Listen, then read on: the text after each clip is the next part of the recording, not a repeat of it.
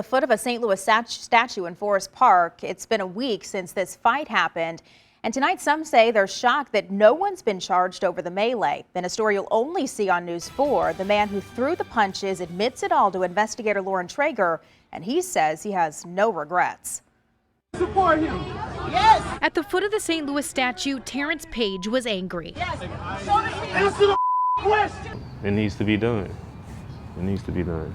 A far cry from the calm person afterwards. I'm not a violent person or naturally aggressive person. I don't have a criminal record. I ain't got none of that but I will today. I'll you up. He explained to us why he wanted to send a message with his fists.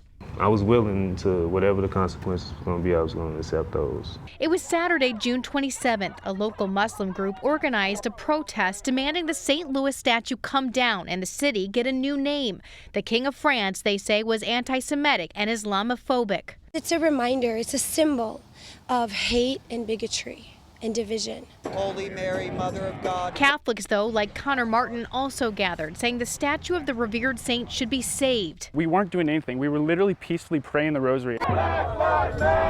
Dialogue practically didn't exist, both sides say, but the event was relatively peaceful until Page arrived. He'd been told the KKK and other white supremacists were in the crowd. In videos posted to social media, you can see Page confront a man with a bald head.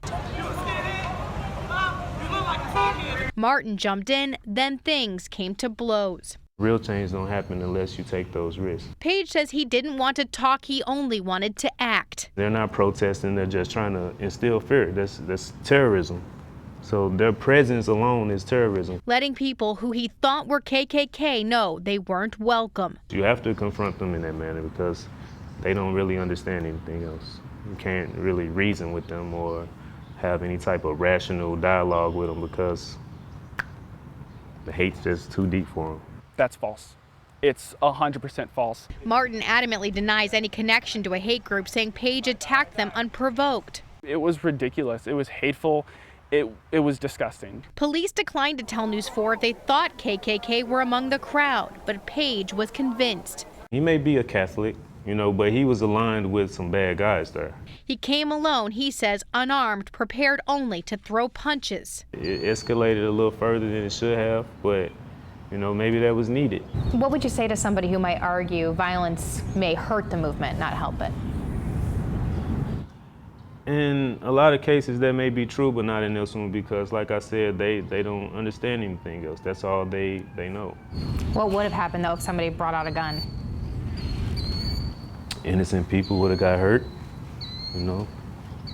as usual. Page has felt hurt growing up on the city's north side. Since I was 13, it's like friends getting killed and people dying around me. He says he wanted hate groups to also feel pain as black people have for centuries. It is worth it because, people die behind this stuff. We must protect the rights to peacefully protest, and any attempts to chill it through intimidation or use of force will not be tolerated. A day after it happened, Circuit Attorney Kim Gardner vowed justice for Conor and the 3 others police say were victimized at the scene. But so far, Page hasn't been charged, nor has anyone else. The Circuit Attorney's office telling us only that the matter is still under investigation. I think that it's unacceptable that the guy who assaulted him on camera is still walking free.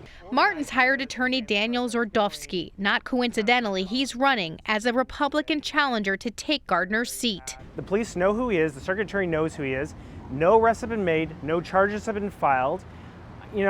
She talks a good talk, but as far as when it comes to actions, she's not backing it up. He says Martin was diagnosed with a concussion, but it's not just Page he's going after. Zordowski says he's filing libel charges against anyone who called Martin a white supremacist. There's several of the members that we're going to be going after are prominent members of our community that should have known better than to just go spreading vicious lies about people and trying to whip this protest into something it wasn't. Since it happened, Page has been getting death threats and hate-filled messages. It's slimy.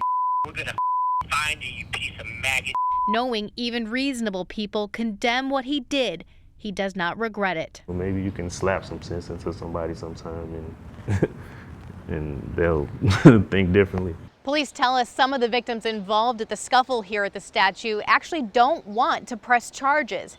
Page says he does not care if the statue stays or goes, only that history is told correctly. He also says he does not align himself with the Black Lives Matter movement, saying he's starting his own movement focused, interestingly, on unity. Certainly strong emotions on both sides of the issue here, and with possible legal action on the horizon, you can count on News 4 to keep following it. In Forest Park, Lauren Traeger, News 4.